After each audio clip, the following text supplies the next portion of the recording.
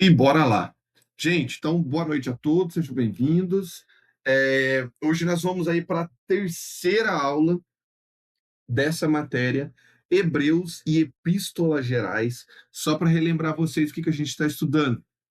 Nós terminamos as cartas paulinas e entramos nas outras cartas ali do Novo Testamento. Entre elas, o livro de Hebreus, que nós estudamos na primeira aula.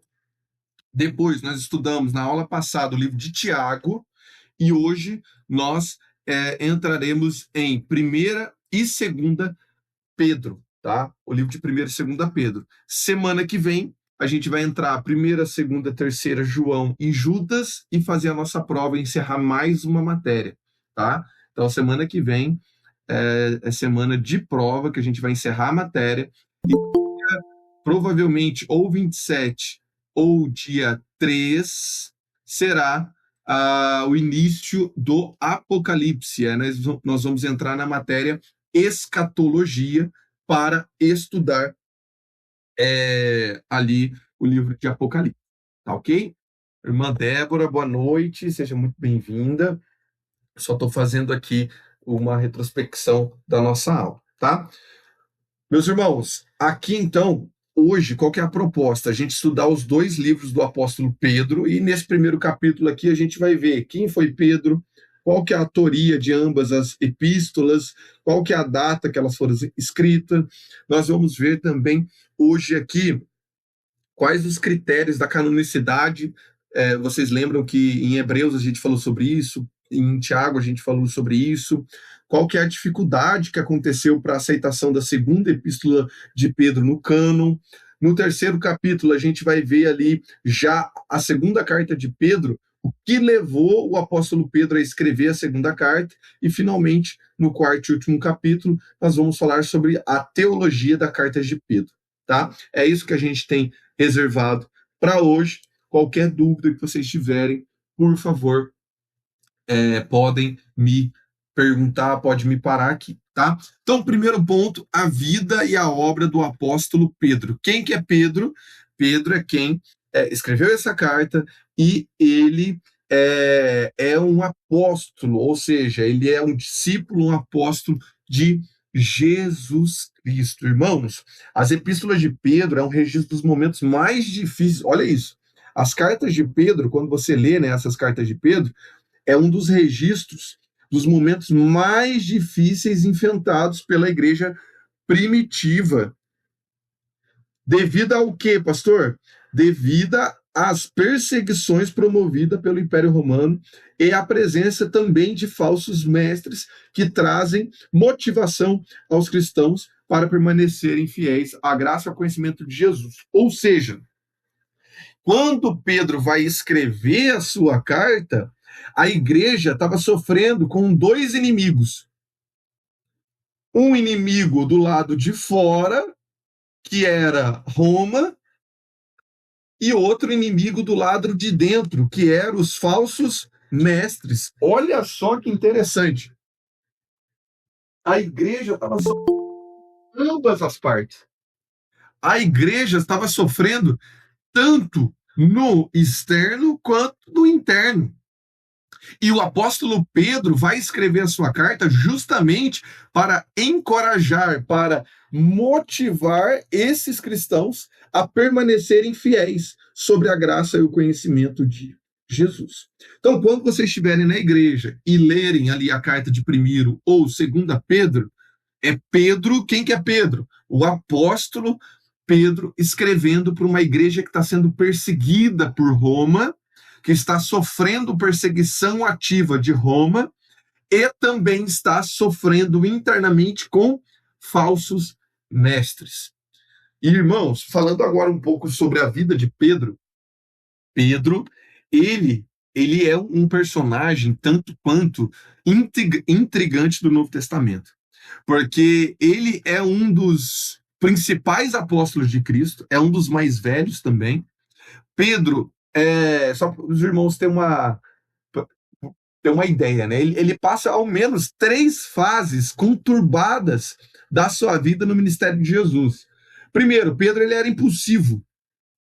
A gente vê que ali no Getsemane, por exemplo, quando Jesus estava para ser preso, a Bíblia vai dizer que Pedro ele saca da espada, e olha que Jesus não pediu nada, e corta a orelha do soldado. Ou seja, ele era alguém extremamente impulsivo, extremamente também agressivo. Pedro, ele também foi alguém que, humanamente falando, né, e até religiosamente falando, foi alguém fraco. Por quê? Ele negou Jesus 3 vezes. Irmãos, pastor, mas ele, é claro que ele negou, né? Ele poderia ter sido morto, ele poderia ser preso se ele não negasse. Irmãos, vocês já estudaram. Sadraque, Mesaque e Abednego não se dobraram perante a estátua por ameaça de ser jogado numa fornalha ardente. A morte era algo real para Sadraque, Mesaque e Abednego, e eles se negaram a ajoelhar. Pedro estava negando Jesus por nada, ninguém ameaçou Pedro. Ninguém falou que Pedro ia ser degolado, Pedro ia ser morto, e ele nega o mestre que ele falou que daria a vida. Horas antes, Pedro falou que daria a vida por Jesus, e horas depois, ele está negando Jesus 3 vezes. Mas essa pessoa que era impulsivo, que era fraco, que era instável, vai se tornar uma das peças fundamentais para que o evangelho fosse propagado no mundo antigo. Pedro vai virar líder da igreja primitiva, e a Bíblia vai dizer que quando ele pregou pela primeira vez, 3.000 almas se renderam ao Senhor. O que é isso? Deus, meus irmãos, ele não chama pessoas prontas. Deus, ele transforma as pessoas que ele chama. Preste atenção nisso. Se fosse para cada um de nós aqui escolhermos um time para andar com a gente, para a gente formar, jamais a gente escolheria Pedro. Porque ele era rebelde, ele era impulsivo, ele era alguém que não dava para você confiar que ia fazer algo ali sem se explodir, né? E Jesus chamou Pedro, treinou Pedro, mesmo Pedro negando Jesus, Jesus perdoou, e ele se torna um dos principais líderes da igreja primitiva. E agora ele está escrevendo cartas, olha só, ele está escrevendo cartas para encorajar os cristãos que estavam sendo perseguidos a permanecerem fiéis sobre a graça e o conhecimento de Jesus. Olha o poder transformador do evangelho. É isso que o evangelho faz, irmãos. Ele pega alguém que não está pronto, ele pega alguém que o mundo não dava nada, ele pega alguém que o mundo despreza e faz ser alguém relevante nessa terra. Esse é o apóstolo Pedro. E só falando algo para vocês aqui, principalmente quando vocês forem pregar.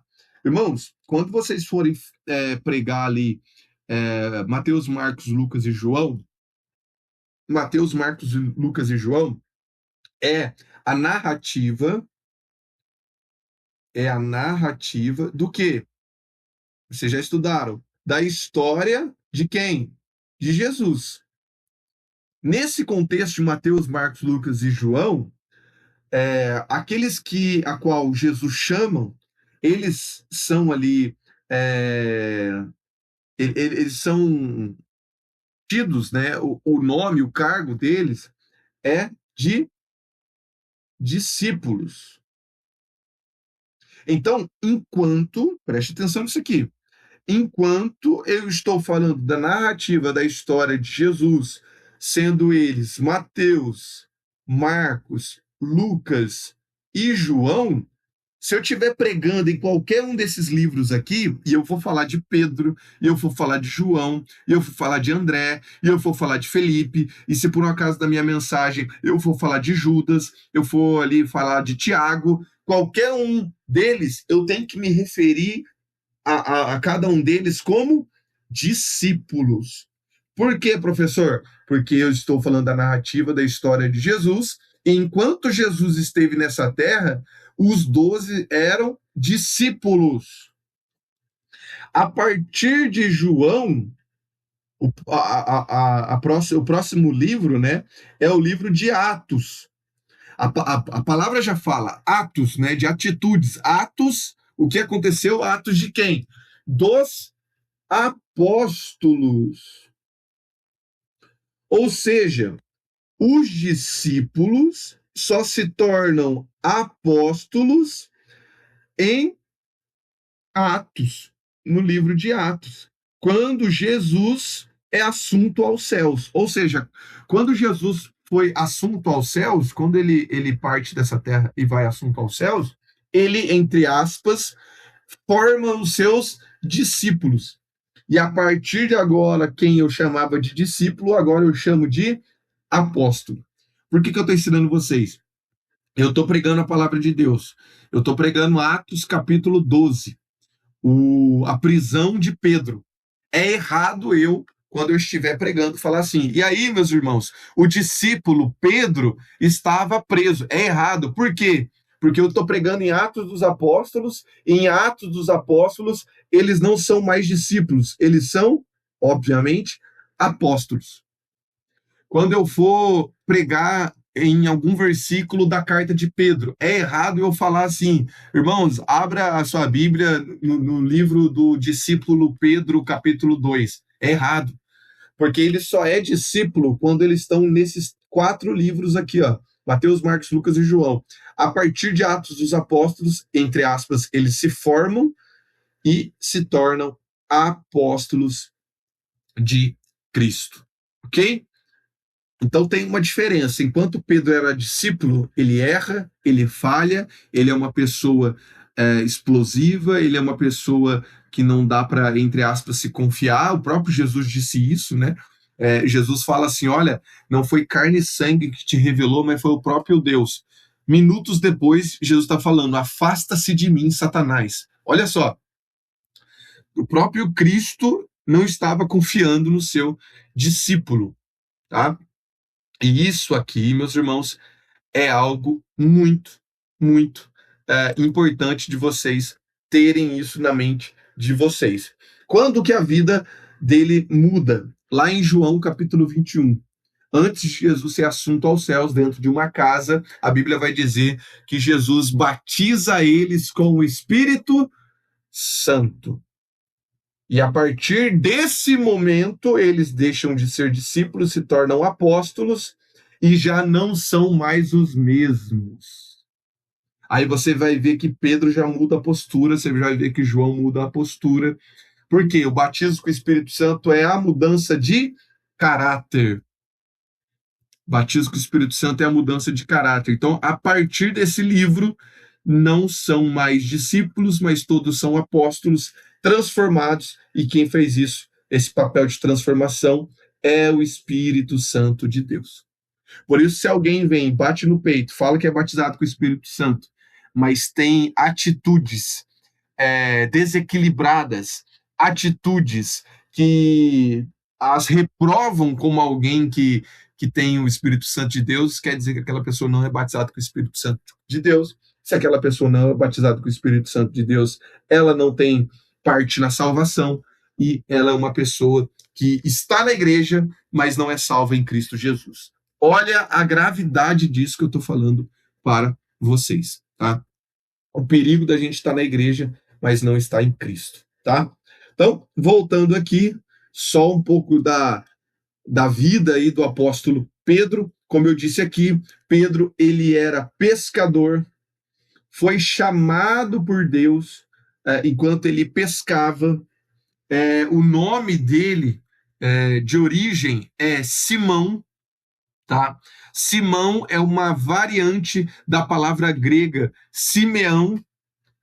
Então, o nome de Simão vem de Simeão, e Simeão, a gente já estudou, é uma das tribos de Israel, um dos filhos de Jacó. E Jesus vai mudar o nome dele de Simão para Pedro, tá?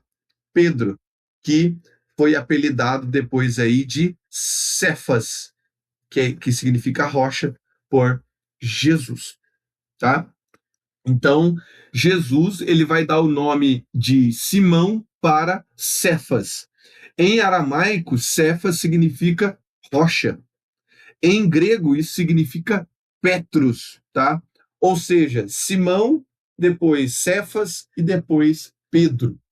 Isso demonstra a mudança de identidade que Jesus trouxe para a vida do apóstolo Pedro, tá? É, e é interessante que esse homem, a qual eu acabei de falar aqui, que negou Jesus, porque ele teve medo, porque ele ficou ali acuado no meio da multidão, é o mesmo que anos depois vai escrever duas cartas encorajando os cristãos a enfrentar a perseguição. Olha só, a irmã Elise está aí. Boa noite, irmã Elise. Seja bem-vinda. Olha só que interessante, irmãos. O apóstolo que, quando era discípulo, negou Jesus, depois vai escrever duas cartas para incentivar, encorajar os cristãos a enfrentar a perseguição. O que isso nos mostra? Que houve ali uma experiência de restauração na vida de Pedro. Ele foi transformado. E isso é obra de quem? Essa transformação? Do Ruach Kadosh, do Espírito Santo de Deus. É ele quem transforma. É ele quem convence o homem do pecado.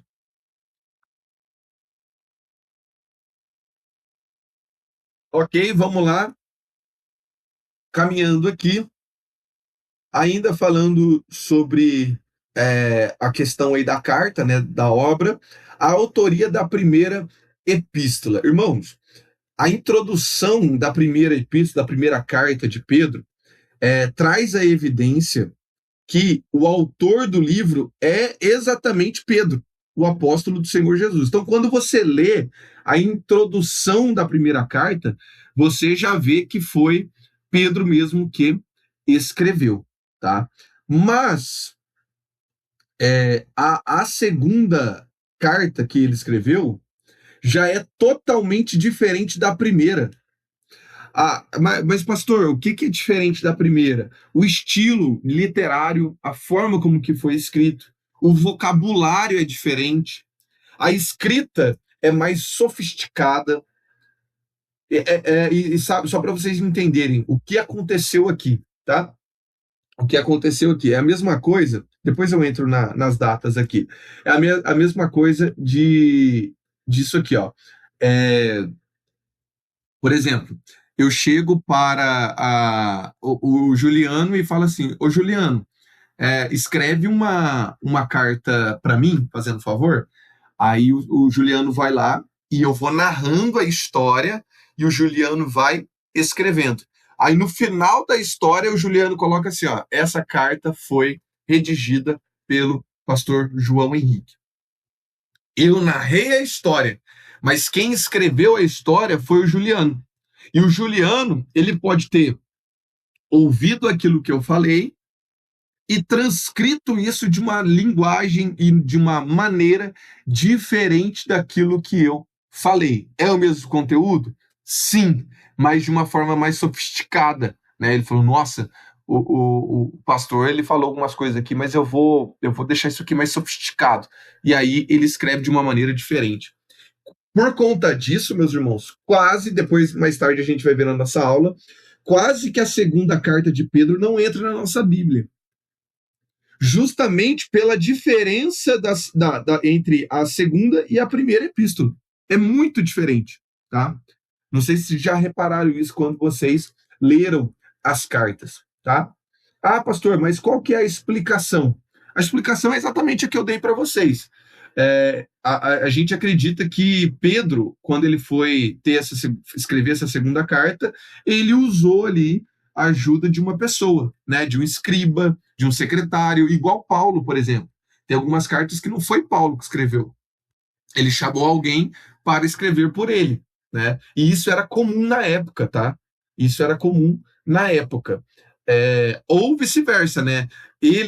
O secretário escreveu a primeira e ele escreveu a segunda, por isso da diferença das linguagens, tá? E a gente tem que ter isso na mente. A Bíblia ela foi escrita por pessoas diferentes, né? Existem mais de 40 escritores que viveram em épocas diferentes, que vieram de culturas diferentes, que vieram de status sociais diferentes.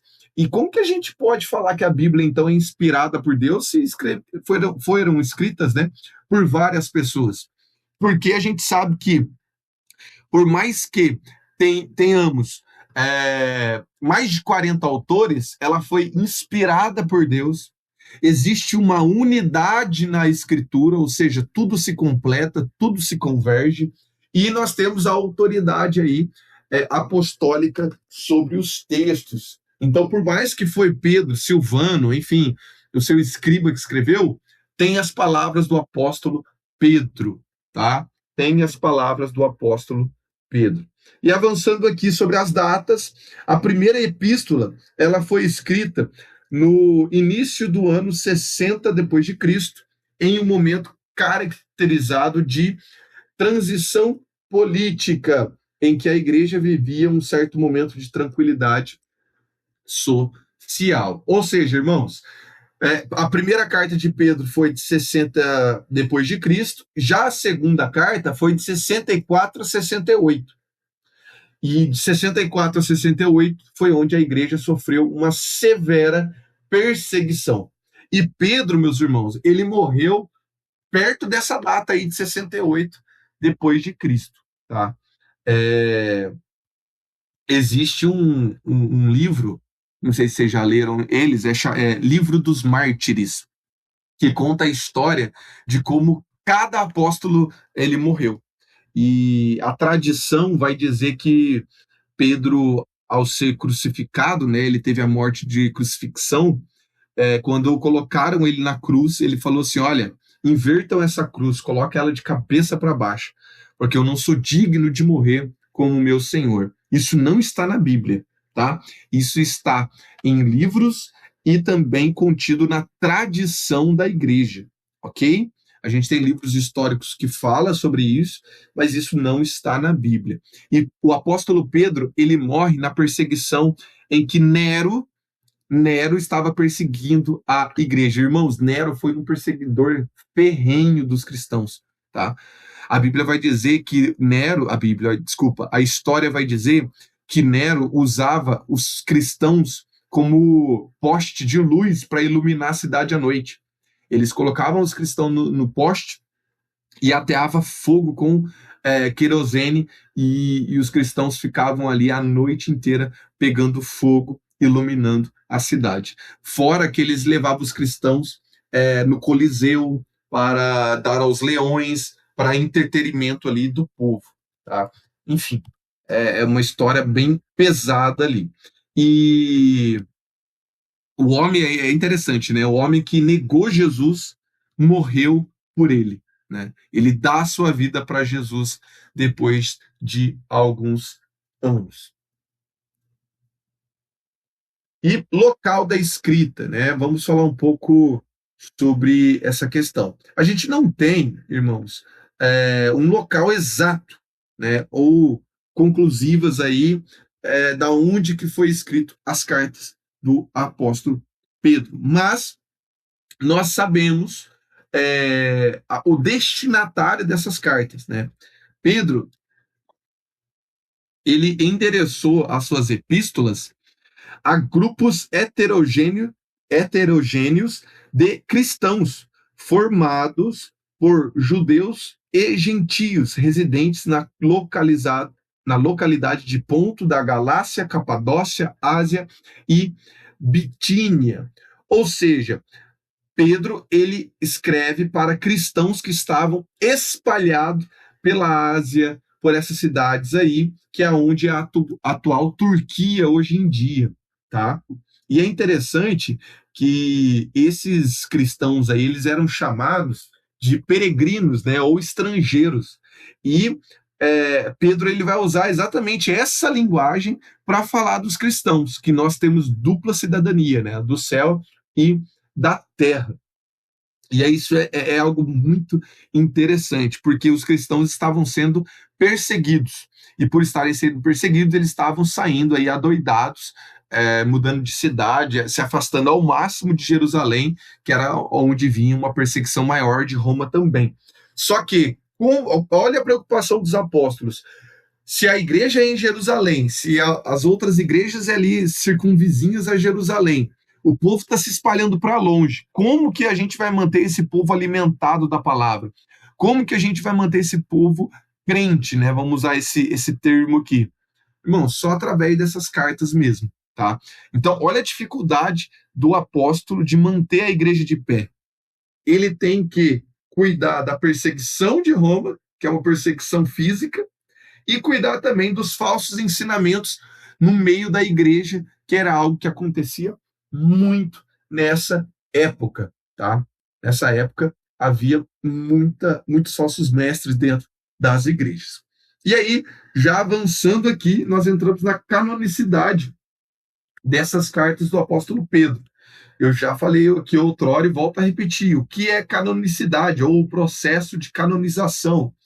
O processo de canonização é ali os critérios para tornar aquele livro ou epístola como um livro sagrado, para ele entrar no cânon. O que é o cânon? A nossa Bíblia, tá? E a gente vê que um dos critérios aí foi o testemunho dos próprios pais da igreja em relação às epístolas aí de Pedro, tá? A gente viu que no livro de Hebreus, no livro de Tiago, foi usado ali, foram três critérios, né? Eu não sei se vocês vão lembrar. Alguém lembra os três critérios da canonicidade aí do livro de Hebreus ou de Tiago? Enquanto eu tomo uma água aqui, se alguém lembrar, pode falar aí. Qual foram é, os três critérios aí para esses dois livros entrar na nossa Bíblia, de Hebreus e de Tiago?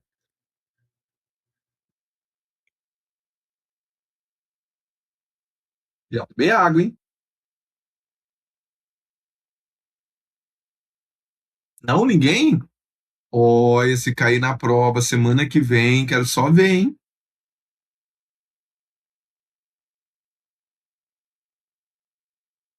Não? Vamos lá. Os critérios usados para a canonicidade foram a apostolicidade, ter contato com um dos apóstolos ou vir de um dos apóstolos, a ortodoxia, ou seja, nenhum desses manuscritos pode contradizer os restantes livros da Bíblia, tá? E a universalidade, esses escritos serem aceitos aí pelos pais da igreja, tá? E a igreja reconheceu também esse livro de 1º e 2º Pedro por esses critérios. Foi o próprio apóstolo que escreveu, tinha uma coerência doutrinária com o restante da Bíblia, era usado nas igrejas e tem o testemunho ali pessoal, tá? Só para vocês terem uma ideia, um dos primeiros pais da igreja a citar o livro de 1ª Pedro foi Irineu, né, do século II aí. Isso mostra que essa carta já circulava ali na igreja primitiva, tá?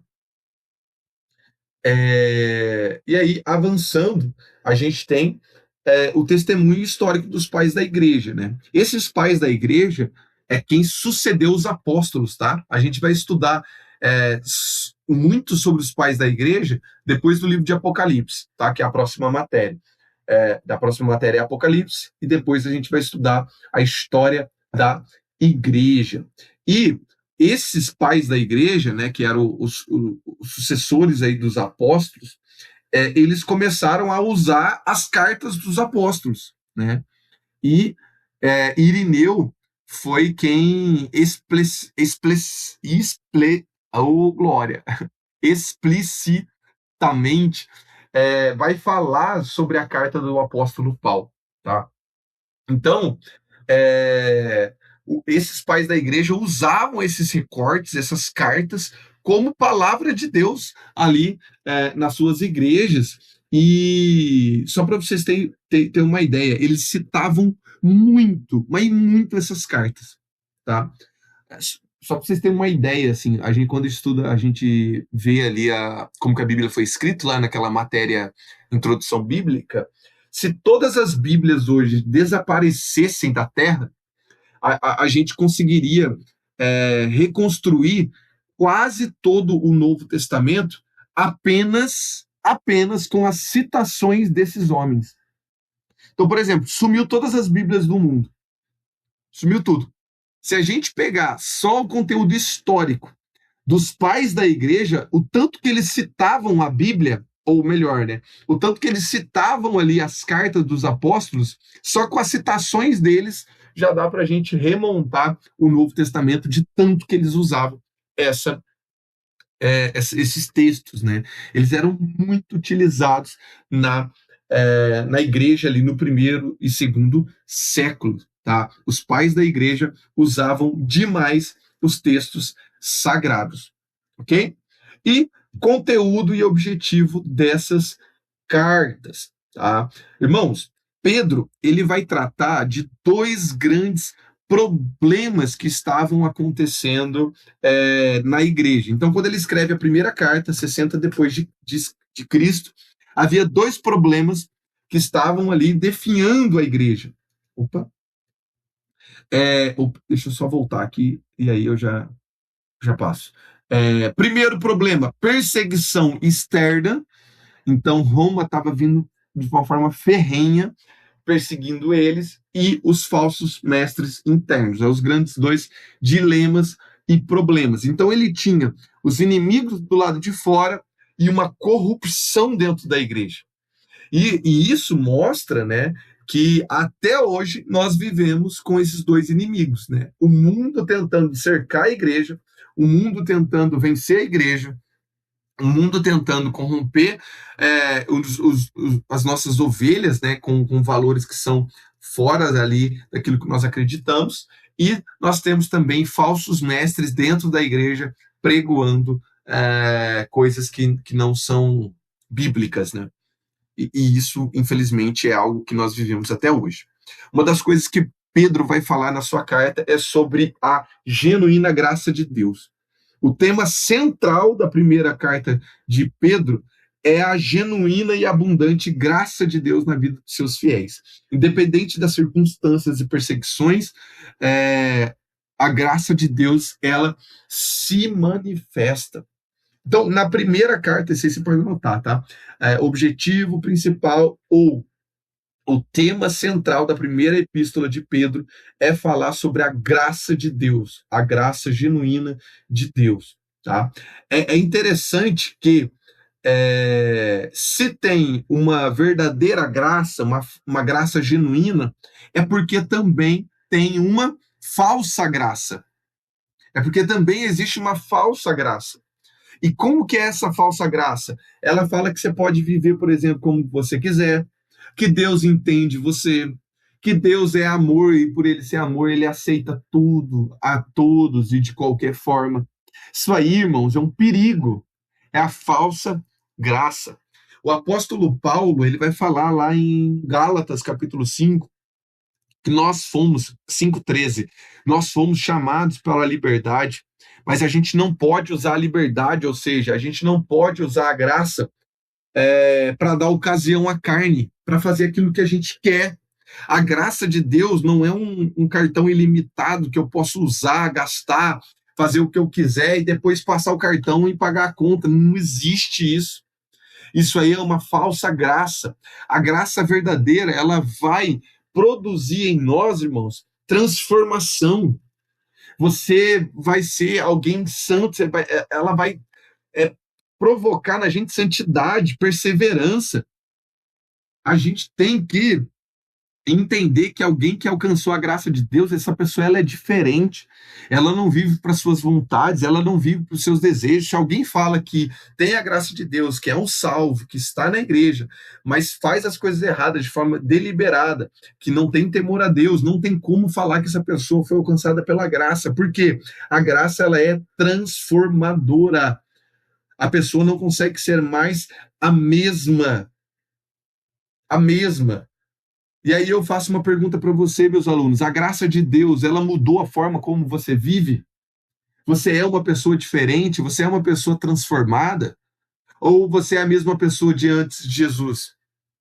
Se eu pegar, e aqui eu tenho certa liberdade para fazer isso, mas se eu pegar a figura aí do Leandro, antes e depois de Jesus, da Annelise, antes e depois de Jesus, da Débora, antes e depois de Jesus, do Anderson, antes e depois de Jesus, do professor João Henrique, antes e depois de Jesus. Será que tem alguma diferença? Será que tem alguma diferença na nossa vida? Por quê? Porque a graça genuína de Deus, ela é transformadora. Ela tem que nos transformar. E aí o pecado não é mais algo consciente. Ah, eu vou pecar porque eu quero. É algo, nossa, eu acordei querendo e eu vou para cima e tal. Não. O pecado, ele passa a se tornar um tropeço. A gente vai pecar? Vai. Isso é inerente do homem. Mas não é algo mais deliberado. Houve uma transformação. Aquilo não te domina mais. Você é alguém que anda segundo a palavra de Deus. Você é alguém transformado. Malaquias 3,18 vai dizer assim, ó, e vereis a diferença de quem serve a Deus e de quem não serve. Tem que haver uma diferença na sua vida. Tem que haver uma diferença na sua vida. Não, mas essa graça aí é só na igreja. Presta atenção nisso aqui. Graça no exercício da vida cristã. O que é isso? Opa, calma aí, a música tá caindo aqui. O que é a graça no exercício da vida? O que é graça no exercício da vida cristã? É a graça sobre a sua vida como um todo. Paulo vai dizer assim, ó, aquele que roubava agora não rouba mais, aquele que matava agora não mata mais, não mente mais. Precisa acontecer uma transformação na sua vida. Outra coisa que tem que acontecer, porque essa graça que nós recebemos, ela muda o convívio familiar. Pedro, ele vai aplicar o evangelho dentro da nossa família. Lembra que Tiago, que nós estudamos semana passada, ele trouxe a praticidade do evangelho? O evangelho na prática, no dia a dia? Já Pedro vai falar o impacto que a graça tem sobre a nossa vida. Ou seja, o evangelho dentro de casa. Pedro vai falar de casamento, Pedro vai falar de respeito, Pedro vai falar de testemunho. E isso mostra para nós, meus irmãos, que a fé em Cristo Jesus não é apenas espiritual, mas ela é prática. Não adianta eu falar que eu sou cristão, que eu sou, nossa, espiritual, que eu vejo anjo, que eu tenho visão, que eu sou ousado e piriri pororó, se isso não é algo prático na minha vida. A graça, ela transforma o meu viver e eu consigo aplicar isso de forma prática lá na minha família. Lá na minha família. Irmãos, eu não estou falando que você tem que viver com aquela pessoa, com aquele familiar seu, que você sabe que se ficar perto vai dar briga. Você sabe que ficar perto vai dar discussão. Você sabe que ficar perto vai magoar seus filhos, vai magoar teu esposo, vai magoar tua esposa. Não é isso que eu estou dizendo, que você tem que viver lá lambendo a pessoa. Não. Mas é o que Cristo falou para nós. Seguir a paz com todo. E eu preciso ter paz no meu coração com todo. E a graça de Deus, ela precisa alcançar também a minha casa, o meu convívio familiar, tá? Pedro vai falar sobre respeito dentro de casa, ele vai falar sobre casamento, e tudo isso é a graça divina. Outro lugar, a graça que vence o quê? O pecado. Irmãos, a gente precisa entender isso. A graça de Deus, eu já falei isso aqui para vocês, ela não é só para salvar você, não. Jesus não foi só para a cruz para te dar salvação, ele foi lá para te dar poder, autoridade. Lembra aquilo que foi perdido lá no Jardim do Éden, a autoridade. Isso Jesus te entregou de volta naquela cruz. E essa autoridade, que é a graça genuína, ela vence o pecado. Não há vício que fica de pé diante da graça de Deus. Não há vício, não há pecado, não há iniquidade. Tudo isso é vencido através da graça de Deus. E nós temos que alcançar essa graça, nós temos que buscar essa graça de Deus. Aqui, Pedro ele vai trazer um conceito para nós que é mais profundo, é mais transformador. Não é simplesmente algo religioso. É um conhecimento da palavra de Deus que transforma vidas, sabe? E aí, outra graça genuína aqui, ó. fruto do amor de Deus. Olha que coisa linda isso aqui. Olha que coisa linda. Por quê? Porque a gente vê que é, o amor de Deus ele é algo incondicional e também tende-se ao infinito, ao ponto de não importa o que você faça, Deus ele nunca vai te amar menos do que ele te ama. Você pode errar, você pode fazer o que for, ele nunca vai deixar de te amar, ele nunca vai diminuir o seu amor por você. Mas também não há nada, nada, nada, nada que você possa fazer para aumentar esse amor, para ele te amar mais. Ele já te ama de uma forma infinita, ele já te ama de uma forma incondicional, ao ponto que você não precisa fazer nada para agradar ele. Ele já te ama. E tudo que você fizer também contra ele, ou que você fez contra ele te ama tanto que ele te perdoa e entregou o seu filho para remir você. Então, a graça genuína do Senhor garante o fruto do amor de Deus, tá? E aí, a gente vê que é, o, o apóstolo Pedro, ele tem ali uma, uma preocupação em como que o evangelho vai chegar a essas pessoas que estão fugindo. Eu preciso que eles entendam que não é porque eles estão saindo da cidade, não é porque que eles estão fugindo de Jerusalém, não é porque tem alguém perseguindo eles, que tem falsos mestres aí dentro das igrejas, que a graça de Deus não vai com ele, que a graça de Deus não vai alcançar ele em outra cidade, outro estado, outro país. A graça é genuína no exercício da vida cristã. Aonde você for, seja no trabalho, seja na escola, seja no meio da tua família, seja, enfim, aonde você estiver, ali dá para você trazer o exercício da graça de Deus. A graça de Deus, ela te acompanha. É por isso que Pedro vai falar de várias áreas da vida. Ele vai falar da vida como um todo, depois ele vai falar da família, depois ele vai falar de pecado, depois ele vai falar do amor de Deus. E no 3.1.6 fala sobre o objetivo da primeira epístola. E qual é o objetivo? Encorajamento. Encorajar o povo, encorajar ali é, o, os cristãos que estavam sendo perseguidos. Lembrando, pessoal, ele não escreve somente para cristãos que estavam sendo perseguidos. Ele vai escrever também para os gentios, tá? Ele também vai escrever para os gentios.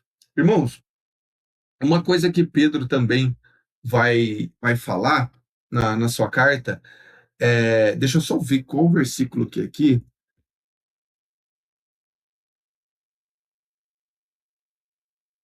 só para vocês entenderem uma coisa bem. Ah, é na segunda carta, agora que eu lembrei. Mas eu já vou soltar aqui para vocês. Eu já vou soltar aqui para vocês. Pedro, na segunda carta dele, ele vai falar mal de Paulo. Eu não sei se vocês já leram isso, mas ele vai reclamar de Paulo. E vai ter uma treta entre eles, eles vão brigar, irmãos. Aí eu te falo, calma aí, calma aí, calma aí. A gente está na época da graça, a gente está na época que Jesus já morreu na cruz, já fez todo o trabalho. A gente está falando de dois homens que são ali homens de referência, que é Pedro, um dos maiores apóstolos de Cristo, e o apóstolo Paulo, o maior apóstolo dos gentios, e os dois brigando. Os dois brigando. Qual que era a queixa de Paulo? Ele falava que Pedro, quando Pedro estava com os judeus, não, por exemplo, quando ele estava com os gentios, ele se dava com os gentios, ou seja, ele não usava a kippah na cabeça, ele não fazia ali as orações tradicionais dos judeus, ele vivia como um gentio. Mas quando os judeus chegavam perto, ele abandonava os gentios e ia ter com os judeus e discriminava os gentios que ele estava, ele colocava a kippah, ele meio que era um falciano, sabe? Um falsão. Com os judeus ele dava de judeu, com os gentios ele dava de gentio. E Paulo arrebentar ele falando sobre isso. E aí, na segunda carta de Pedro, versículo 15, vai dizer assim, ó, e tendo por salvação a longanimidade, oh meu Deus, hoje está difícil, longanimidade do nosso Senhor Jesus, como igualmente, olha só, do nosso amado irmão Paulo vos escreveu, segundo a sabedoria que foi dada. Ao falar desses assuntos, como de fato costuma fazer em todas as suas cartas, ó, falando da longanimidade de Deus, como em todas as suas cartas, a qual há certas coisas difíceis de entender, que ignorantes e instáveis deturpam, como também deturpam as escrituras para a própria destruição deles. Ou seja, ele está dizendo que as coisas que Paulo escreve é difícil de entender, que Paulo ele é muito estudado, tipo assim, sabe? Que ele não sabe se comunicar com as pessoas ali que são gentias. Olha só, ele está falando do príncipe dos gentios, que Paulo não sabe escrever de uma forma de entender, tá? Ô Débora, é 2 Pedro, capítulo 3, versículo 15 e versículo 16. O apóstolo Pedro vai falar de Paulo.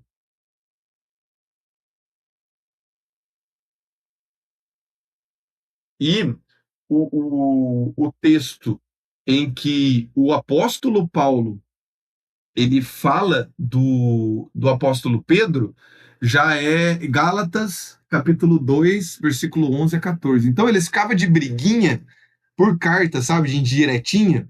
O que eu quero dizer isso para vocês? Por que eu estou trazendo isso para vocês? Porque isso não é de hoje, irmãos.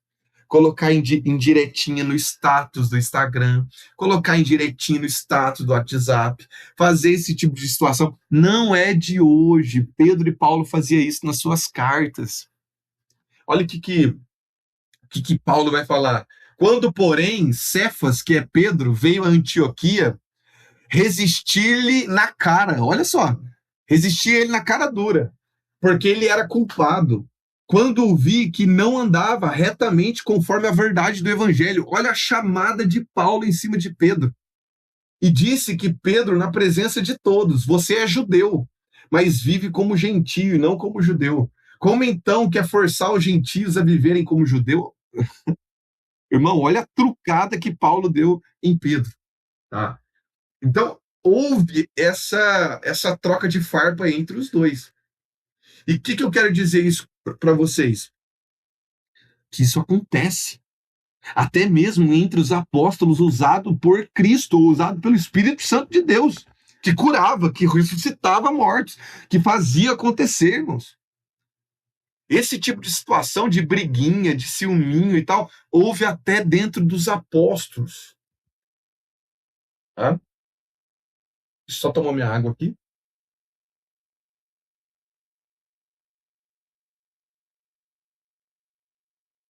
Então, não se frustre, tá?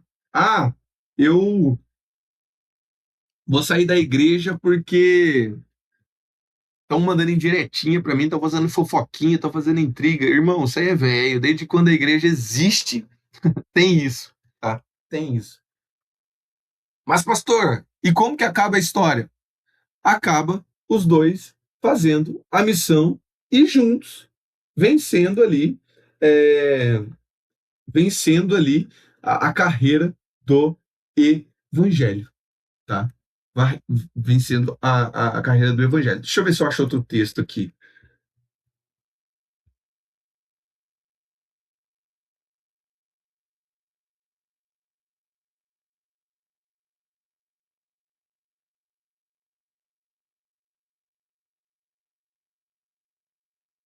Acho que não vou conseguir achar.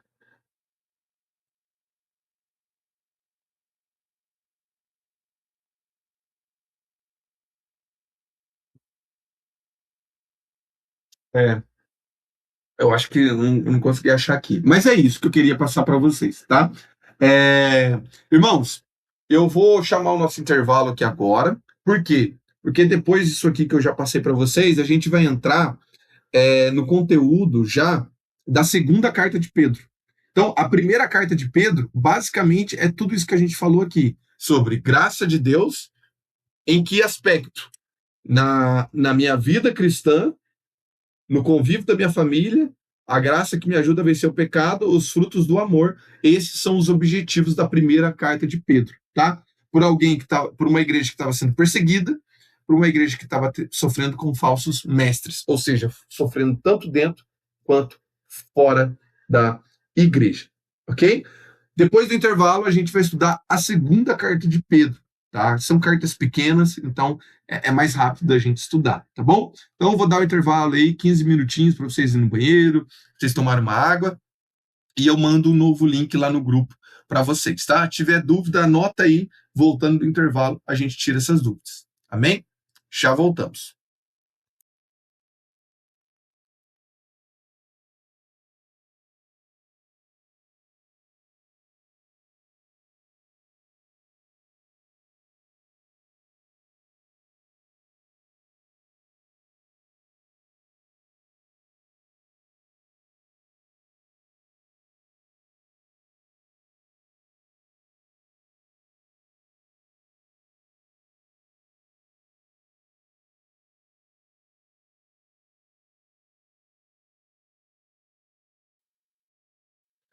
Fechou.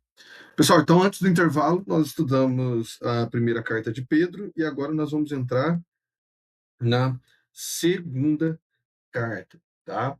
Então, o verdadeiro conhecimento aí dessa epístolas, a gente vai ter várias declarações feitas pelos líderes gnósticos.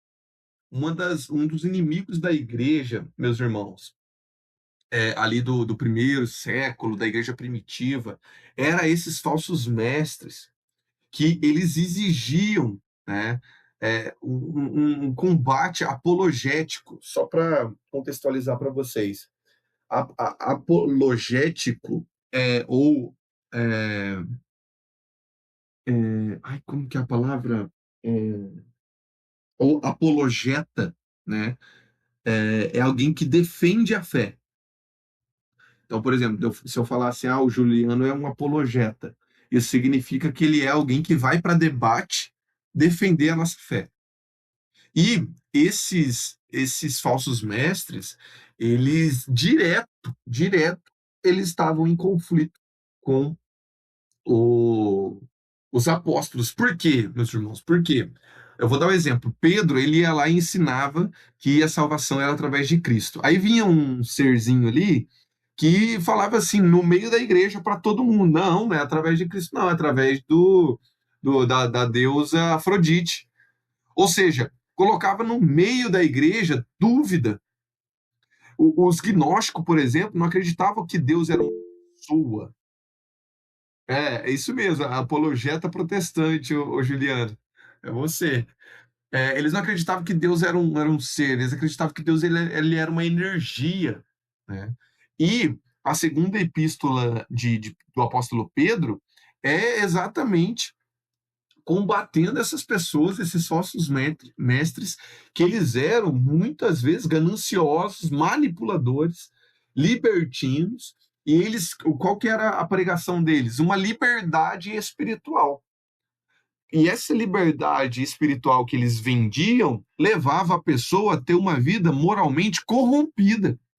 Então, por exemplo, Paulo ele falava assim: olha, você é salvo pela graça e Cristo chamou vocês para a liberdade.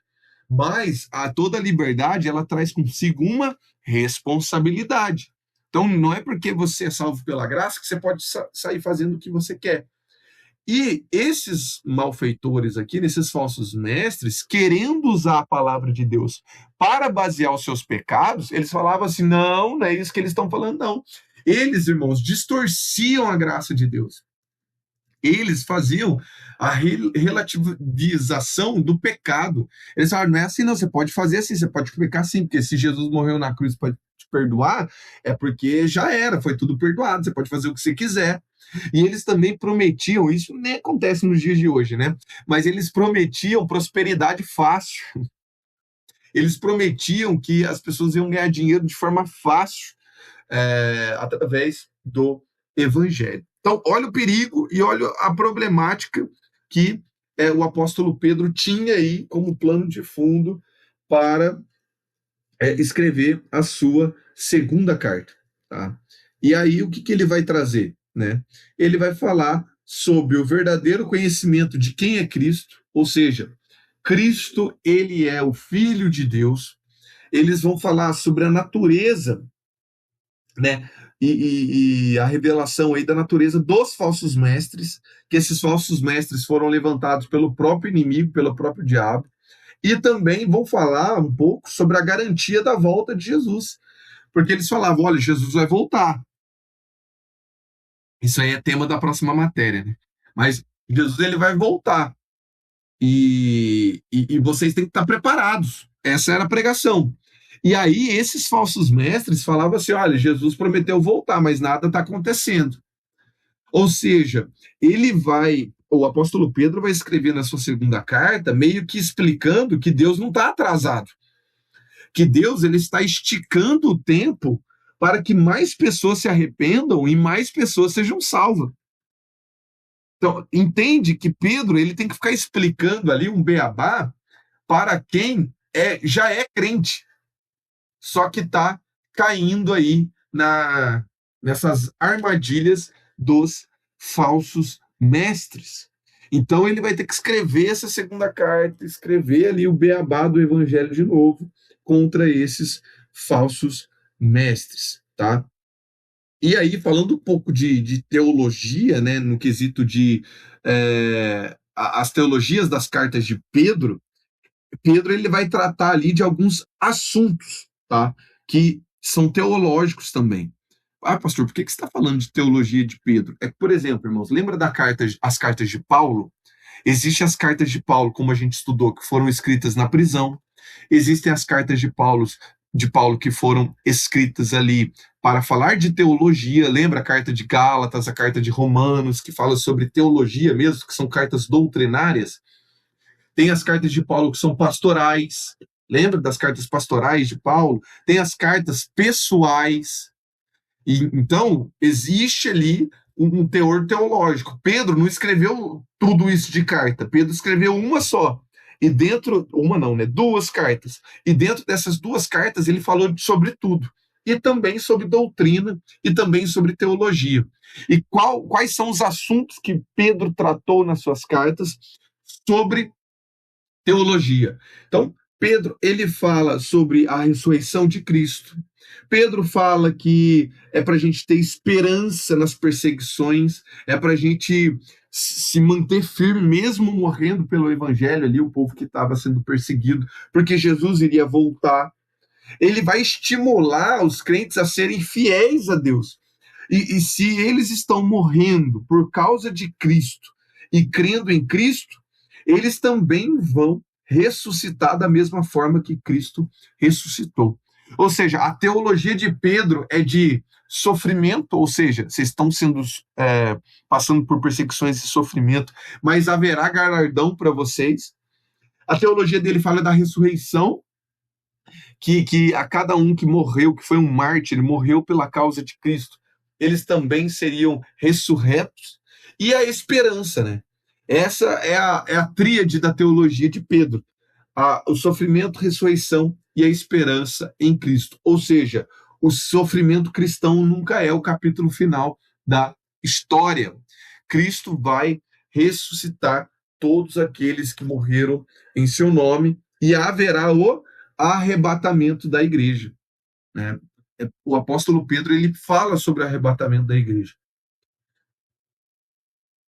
Eu não vou entrar em detalhes aqui, porque isso aqui é assunto lá da nossa próxima matéria.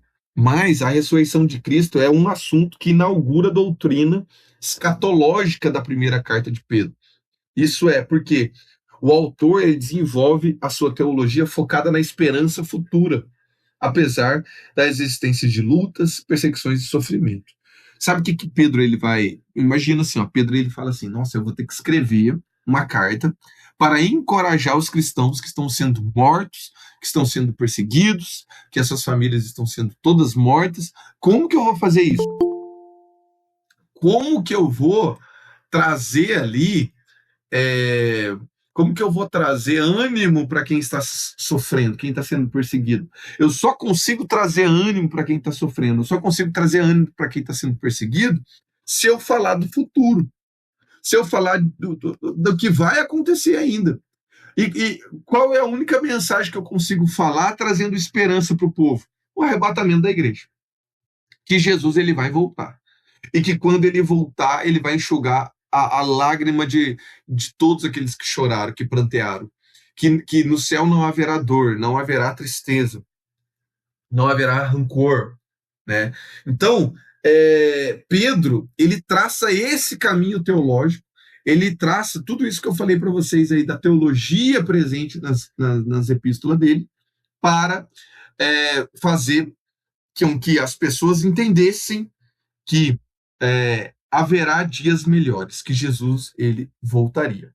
E aí, o apóstolo Pedro, na sua segunda carta, no terceiro capítulo, desculpa, ainda na primeira carta ali, mas falando da teologia, tá? Falando ainda da teologia das cartas de Paulo, ele vai falar do que Jesus fez quando esteve no seio da terra. Então, no terceiro capítulo da primeira carta, o que vai chamar a atenção é o versículo 19, que ele vai falar assim, ó, no qual também Jesus foi e pregou aos espíritos em prisão. Então, Pedro ensinou que Cristo era a realidade da promessa e a ressurreição havia sido feita. Aí vem a pergunta que eu até coloquei lá no grupo. O que é isso? É. Cristo pregou aos espíritos em prisão? Que espírito é esse em prisão? E aí eu vou além. Que prisão? Que espírito? O que ele pregou? Irmão, isso aqui é um texto muito debatido. É um texto que está aí em vários debates e eu quero explicar ele para vocês nessa noite, nessa aula. Tá? Vou até tomar uma água aqui. Vamos lá. 1 Pedro 3,19 vai falar que Cristo pregou os espíritos em prisão. Então, vamos voltar à história. Eu sou muito bom de desenho, o Anderson e o Leandro que estão aqui podem atestar isso, né? Então vamos para os desenhos. Nós temos a morte de Jesus Cristo. Nós temos a morte de Jesus Cristo. Jesus ele morreu na cruz do Calvário, tá? Jesus morreu na cruz do Calvário. Deixa eu só fazer um negócio aqui. Jesus morre na cruz do Calvário. A Bíblia vai dizer que Jesus ele ficou por 3 dias no seio da terra. O que isso significa? Ele morreu, mas no terceiro dia ele ressuscitou. Mas nesses 3 dias que Jesus ficou no âmago da terra, que o corpo dele ficou na terra, a Bíblia vai dizer que ele desceu e pregou ao Espírito em prisões. Irmãos, para falar sobre isso, eu tenho que explicar como que funcionavam as coisas no Antigo Testamento. No Antigo Testamento, quando as pessoas morriam, tanto quem era salvo quanto quem não era salvo, eles iam para o mesmo lugar, eles desciam. Desciam para onde? Havia embaixo da terra 2 espaços. Eu vou tentar desenhar aqui para vocês entenderem. Haviam 2 espaços. Havia e esse espaço aqui todo, ó, esse espaço. Opa, deixa eu pegar outra cor aqui. Esse espaço todo que eu estou desenhando aqui embaixo da linha verde, todo esse espaço aqui para baixo da linha verde, é chamado de Hades, ou em hebraico, Sheol. E o que significa Sheol ou o que significa Hades? Lugar ou morada dos mortos. Lugar. Nossa, que foi isso? Desculpa, irmãos. Desculpa. É que escrever no tablet aqui é difícil. O que é isso aqui? Então, isso aqui é o lugar ou morada dos mortos.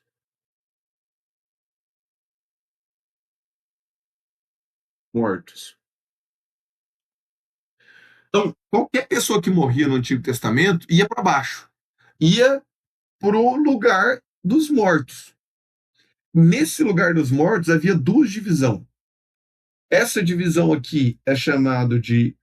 Opa, ai, não está desenhando? Aqui. Lugar de tormento.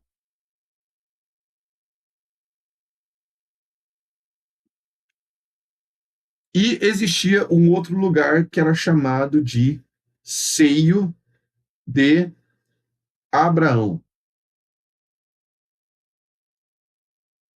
Verdade, onde você está tirando toda essa doideira que você está falando para gente? No livro de Lucas, no capítulo Lucas.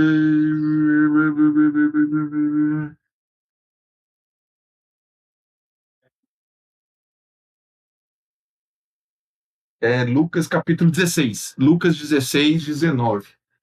Vai contar a história do rico e do Lázaro. Os dois vão morrer e vai narrar exatamente isso que eu estou falando aqui para vocês, tá? No meio, irmãos, no meio existia o abismo que separava o seio de Abraão do lugar de tormento. Então, se você foi uma pessoa ruim aqui na terra, quando você morreu e desceu, você ia para o lugar de tormento. Para o lugar de tormento. Se você foi uma pessoa boa, você ia para o seio de Abraão. E a Bíblia vai dizer que quem estava no seio de Abraão conseguia ver quem estava no lugar de tormento. E mais do que isso, conseguia se comunicar. Porque a palavra de Jesus é exatamente narrando isso que eu estou falando aqui para vocês. Aí a Bíblia vai dizer que quando Jesus morre na cruz do Calvário, ele desceu. Mas desceu para onde, professor? No Sheol, no Hades. Mas o que é o Sheol? O que é o Hades? Lembra? O Sheol é em hebraico, Hades é em grego. Lugar dos mortos, onde todos os mortos iam. Para que ele desceu aqui? Pedro vai dizer para nós para que ele desceu. Para pregar, para proclamar. Mas pregar e proclamar o que e para quem? Vamos lá. A Bíblia vai dizer que ele vem aqui embaixo proclamar a sua vitória para os espíritos em prisões. Quem são esses espíritos em prisões? A Bíblia vai responder isso para nós. Os mortos que morreram antes do dilúvio. Olha isso. Os mortos que morreram antes do dilúvio, que não tiveram chance de salvação. Então Jesus ele desce no Sheol, proclama a sua vitória e prega esses espíritos em prisões dizendo: eu sou o Cristo, que foi o cumprimento da promessa desde Gênesis 3,15, esmaguei a cabeça da serpente, venci o pecado que vocês não conseguiram vencer. Então, é para esse espírito em prisões que Jesus desce e prega. E aí, o que Jesus faz? Depois de pregar para esses espíritos em prisões e dizer que ele venceu, enfim, proclamar ali a sua vitória, Jesus vem no seio de Abraão e pega todo mundo que estava aqui no seio de Abraão e leva embora. Embora para onde, professor? Para um lugar chamado paraíso. Paraíso. E hoje, todos que morrem e vão para o céu, vão para o paraíso e não mais para o seio de Abraão. Pastor, dá base bíblica para aquilo que você está falando? Dou base bíblica. Jesus está na cruz do Calvário e ele vai morrer. E ele olha para o ladrão fala para Jesus se lembrar dele. Ele fala: hoje mesmo estarás comigo na onde? No paraíso. E não mais no seio de Abraão. Então, Jesus, lembra que fala que levou cativo o cativeiro? É exatamente isso aqui. Jesus levou todos que estavam aqui cativos no seio de Abraão, que estavam aqui num lugar bom, mas dentro desse lugar chamado Sheol e Hades, e levou eles para o paraíso. Então, Jesus proclamou a sua vitória e levou eles para o paraíso, aonde estão todos hoje. Pastor, mas morri e eu não vou para o céu. Você vai para o lugar de tormento aqui, ó. Lugar de tormento ainda existe, tá? Mas se você for para o céu, você vai direto para o paraíso. Dúvidas?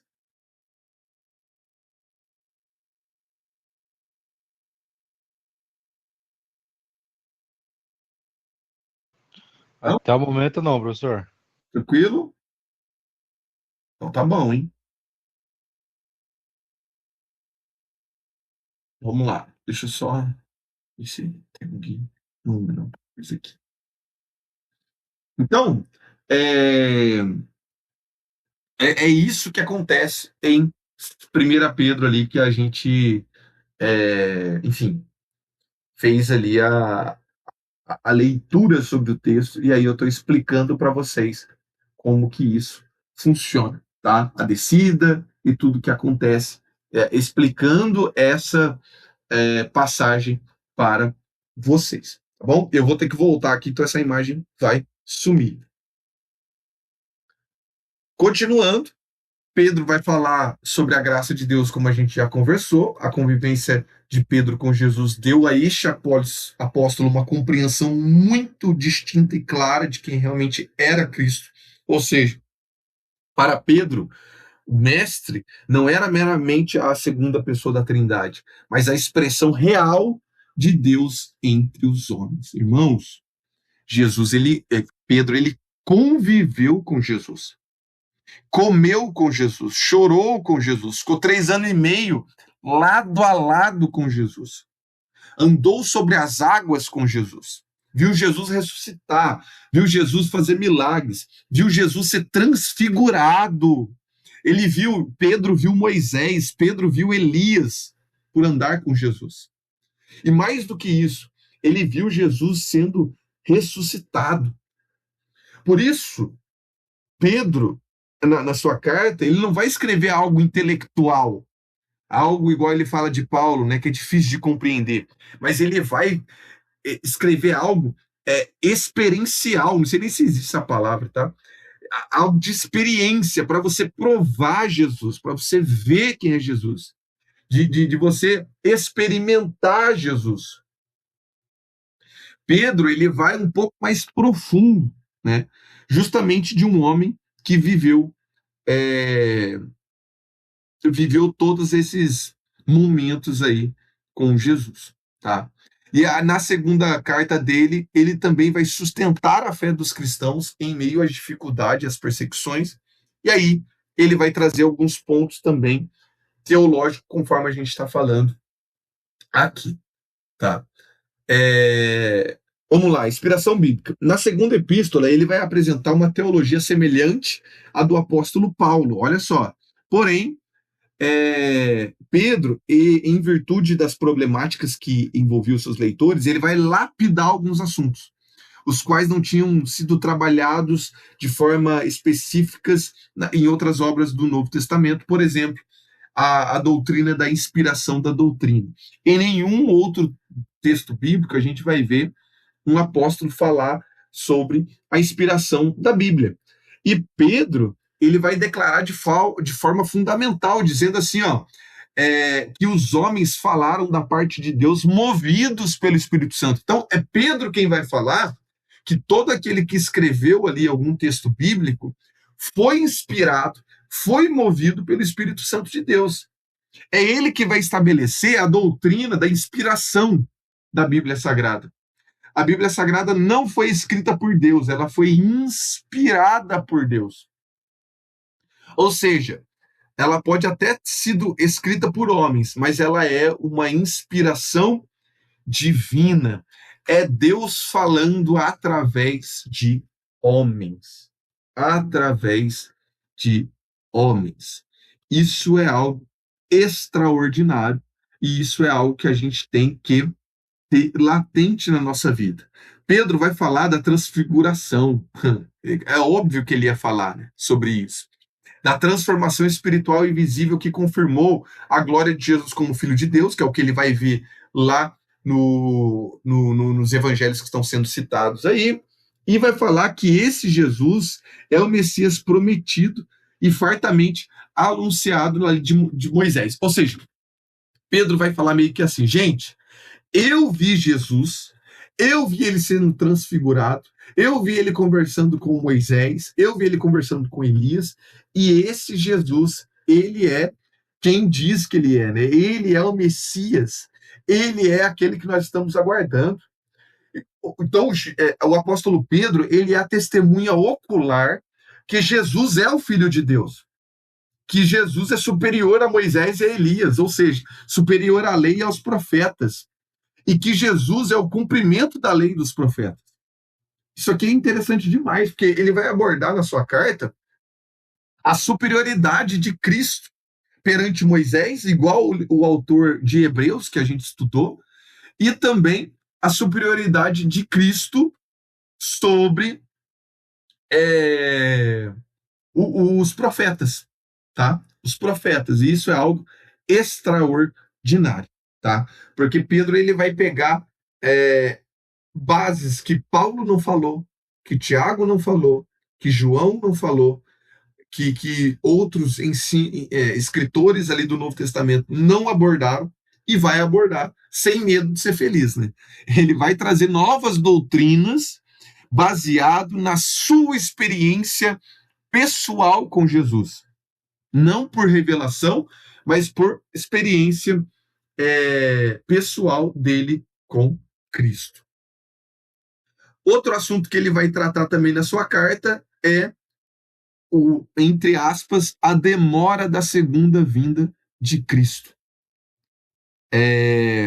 Na segunda vinda de Cristo, embora ser considerada tardia, né, por alguns, principalmente na época de Jesus, nessa epístola foi o motivo para ele ensinar alguns aspectos importantes. Tá?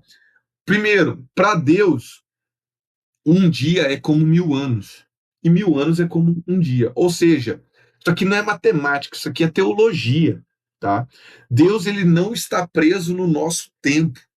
Deus ele não precisa que a coisa A, B, C e D enfim, aconteça para Cristo voltar. Isso é uma promessa que Cristo nos fez e ele vai cumprir essa promessa. E é isso que a gente tem que ficar. Jesus ele vai voltar ali na ótica de Pedro na hora que for para ele voltar. Que nós, aqui seres humanos, não tem que ficar tentando achar o dia e a hora, que o próprio Cristo falou que ninguém sabe, nem os anjos do céu sabem. E a gente tem que esperar isso com muita paciência e esperança em Cristo Jesus. Tá? E aí, algo que eu quero fechar aqui também esse Pedro, que foi Pedro, né? Que negou Jesus, que era instável e tudo mais, terminou a vida dele fiel até a morte, e morte de cruz também, e de cabeça para baixo. O que isso nos mostra, né? Olha como que ele termina a carta dele, falando da segunda volta de Jesus, trazendo esperança para o povo. O que isso nos ensina sobre a graça de Deus, sabe? A graça de Deus, irmãos, ela é transformadora. A graça de Deus, ela pode transformar qualquer homem. A graça de Deus pode transformar qualquer mulher. A graça de Deus pode transformar qualquer situação.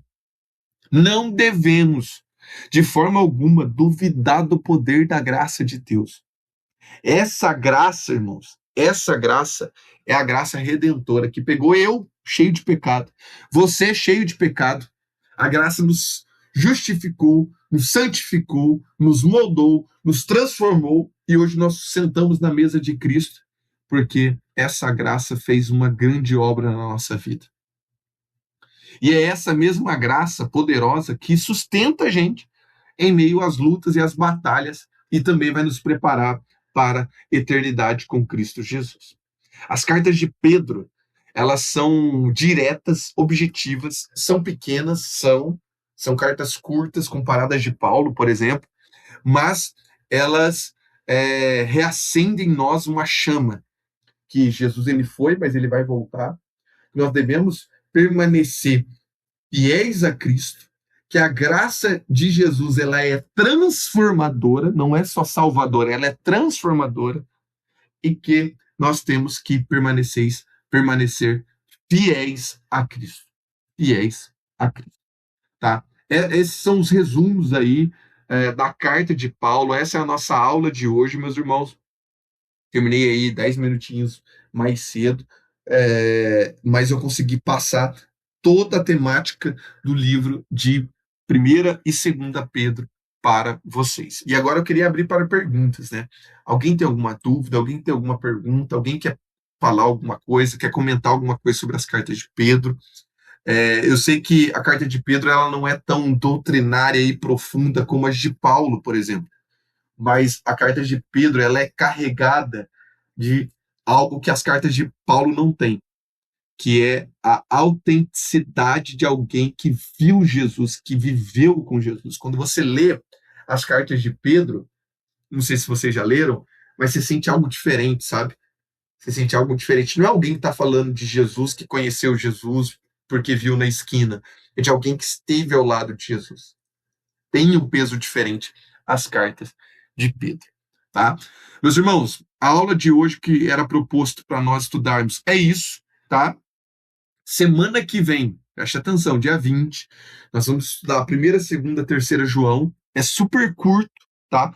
A terceira carta de João tem, acho que 10 versículos só, quase nem um capítulo direito.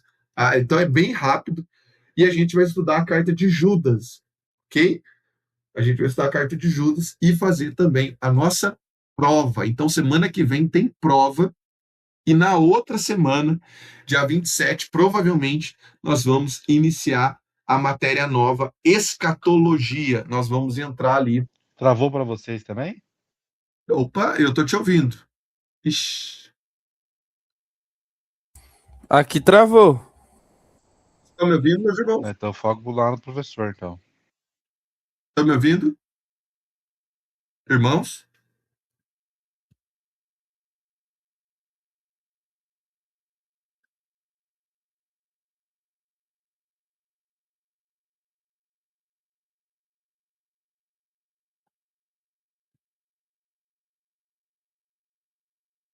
Irmãos, vocês estão me ouvindo?